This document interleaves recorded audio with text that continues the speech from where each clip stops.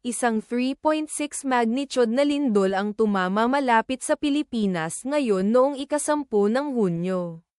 2026 sa 23:42 lokal na oras.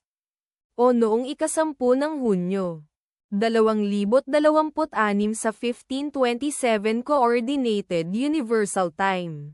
Tulad ng iniulat ng EMSC sa website nito. Ang lindol ay matatagpuan sa napakababaw na lalim na 10.0 na kilometro sa ibaba ng ibabaw. Sa mga coordinate latitude 5.38 at longitude 125.0.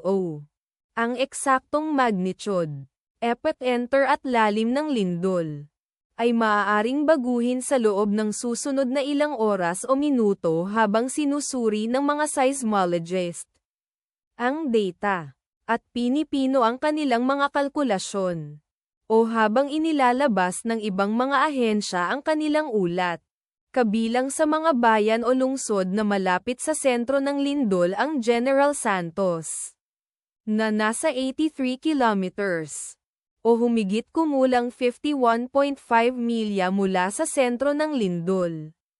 Jose Abad Santos, Davao Occidental, na nasa 93 kilometers, o humigit kumulang 57.7 milya ang layo.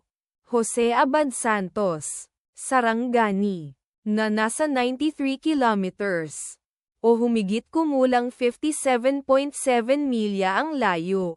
Polomolok, South Cotabato, na nasa 937 kilometers. Ang inirerekomendang pagkilos ay maging mapagbantay para sa mga posibleng aftershocks na maaaring mangyari.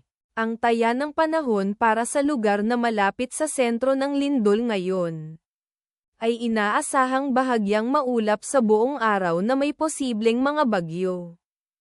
Ang bilis ng hangin hanggang 8.5 miles per hour mula sa timog silangan. Ipagdasal natin na ang lindol na ito ay hindi magkaroon ng malaking epekto sa ating mga kapatid doon. At wala ng lindol. Amen.